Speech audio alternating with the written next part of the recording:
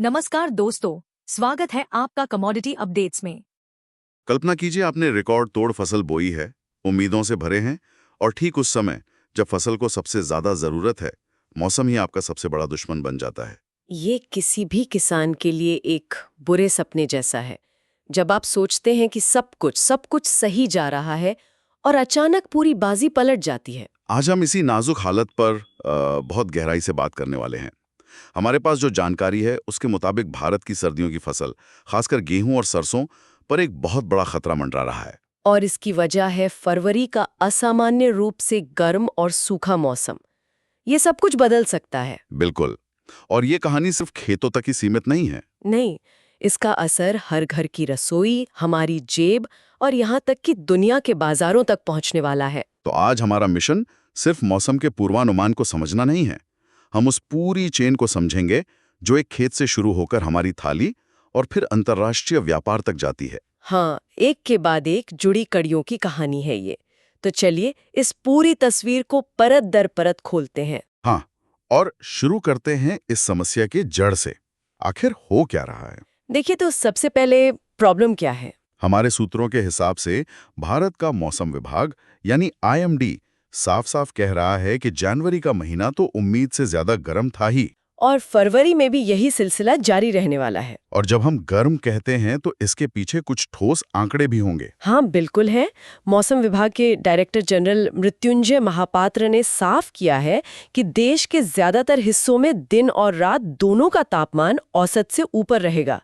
पर सबसे बड़ी जो खतरे की घंटी है, वो कहाँ के लिए है? वो बज रही है उत्तर पश्चिमी भारत के लिए, मतलब पंजाब, हरियाणा, पश्चिमी उत्तर प्रदेश, जो हमारे देश का गेहूं का कटोरा है। अच्छा, और वहाँ क्या अनुमान है? वहाँ सामान्य से 7-8% से भी कम बारिश होने की संभावना है। 78%? जी, और ये तब है जब जनवरी का महीना पहले ही काफी सूखा निकल चुका है। पूरे देश में जनवरी में औसत से करीब 31.5% कम बारिश हुई है। मतलब हम पहले से ही एक सूखे दौर में हैं और अब फरवरी भी वैसा ही रहने वाला है। बिल्कुल। 78% कम बारिश, ये तो मतलब बहुत ही ज्यादा है। लेकिन एक आम इंसान के लिए 2-3 डिग्री तापमान ज्यादा लगना कोई बड़ी बात नहीं है। हम शायद जैकेट की जगह स्वेटर पहन लेंगे। पर एक फसल के लिए ये जिंदगी और मौत का सवाल कैसे बन जाता है? बहुत अच्छा सवाल है, क्योंकि यहीं पर सारा विज्ञान छिपा है। देखिए, इसका राज टाइमिंग में है। टाइमिंग? हाँ, सोचिए, गेहूं की फसल एक एथलीट की तरह है जो एक लंबी मैराथन दौड़ रही है। अक्टूबर-नवंबर में दौड़ शुरू होती है और फरवरी का महीना उस मैराथन का आखिरी किलोमीटर है। मतलब जब वो फिनिशिंग लाइन के बिल्कुल करीब है, उसे सबसे ज्यादा एनर्जी की जरूरत है। बिल्कुल। और ठीक उसी आखिरी किलोमीटर में आप गर्मी बढ़ाकर और बारिश रोककर उसके शरीर से सारा पानी खींच रहे हैं। तो क्या होगा? वो हाफते हुए पस्त होकर फिनिश लाइन तक पहुंचेगा? एकदम सही। उसकी परफॉर्मेंस वैसी नहीं रहेगी जैसी होनी चाहिए थी। समझ गया। मतलब फसल पूरी तरह से अपना पोटेंशियल हासिल नहीं कर पाएगी। आपने एकदम सही पकड़ा। इसी को विज्ञान की भाषा में फोर्स्ड मैच्योरिटी कहते हैं।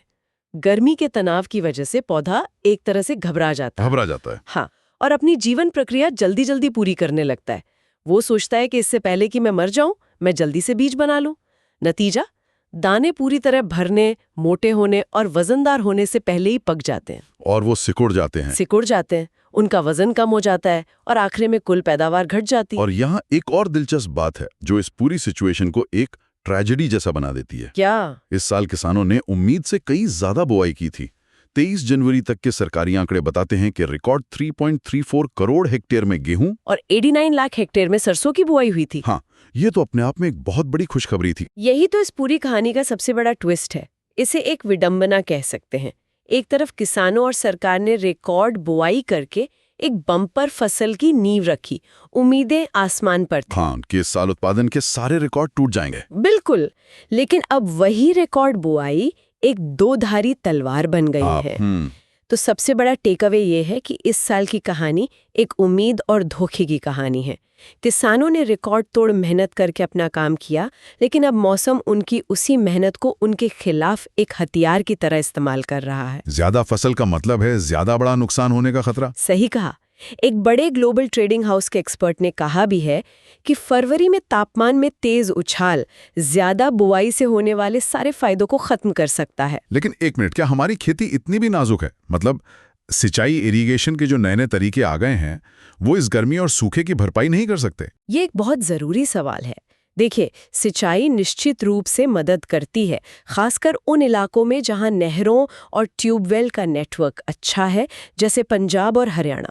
सिंचाई जमीन में नमी बनाए रख सकती है, लेकिन वो हवा में बढ़ती गर्मी का मुकाबला नहीं कर सकती। अच्छा, मतलब पानी तो दे सकते हैं, पर मौसम को ठंडा कैसे करेंगे? हाँ, आप पौधे की जड़ों को पानी दे सकते हैं, लेकिन जब गर्म हवाएं चलती हैं तो वो पौधे के ऊपरी हिस्सों से नमी को बहुत तेजी से सोख लेती हैं।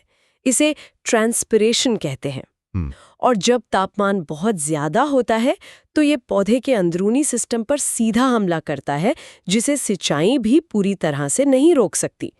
तो हाँ, आधुनिक तरीकों से मदद मिलती है, लेकिन हम मौसम की मार से पूरी तरह बच नहीं सकते। तो ये तो सिर्फ खेत की बात हुई, पर मुझे लगता है ये कहानी यहाँ खत्म नहीं होती। इसका अगला चैप्टर तो हमारी रसोई में लिखा जाना है। बिल्कुल। जब आप कहती है कि पैदावार घट जाएगी तो मेरा दिमाग सीधा हमारे घर के बजट पर जाता है। गेहूं और सरसों का तेल तो हर घर में इस्तेमाल होते हैं। तो क्या हम ये कह रहे हैं कि खेत का ये सूखा हमारी जेब पर भी असर डालेगा? बिना किसी शक के ये कहानी खेत से निकलकर सीधे हमारी थाली तक आती है। सरसों का ही उदाहरण लेते हैं। इस साल 89 लाख हेक्टेयर से ज्यादा जमीन पर सरसों बोई गई, जो एक रिकॉर्ड है। हाँ, उम्मीद थी कि खाने के तेल की कीमतें काबू में रहेंगी। पर अगर गर्मी से पैदावार 10-15% भी गिरती है तो बाजार में तेल की कमी हो जाएगी और कीमतें बढ़ना तय है। और जहां तक मुझे पता है, भारत खाने के तेल के मामले में आत्मनिर्भर नहीं है। हम बहुत ज्यादा तेल बाहर से मंगाते हैं, है ना? आप बिल्कुल सही हैं। भारत दुनिया में खाने के तेल का सबसे बड़ा आयातक यानी इंपोर्टर है। हम अपनी जरूरत का 60% से भी ज्यादा तेल आयात करते हैं। 60% से भी ज्यादा? जी। तो अगर घर में सरसों का उत्पादन कम होता है तो उस कमी को पूरा करने के लिए हमें बाहर के देशों से और ज्यादा तेल खरीदना पड़ेगा। हमारा आयात बिल बढ़ जाएगा। और ये तेल आता कहाँ से?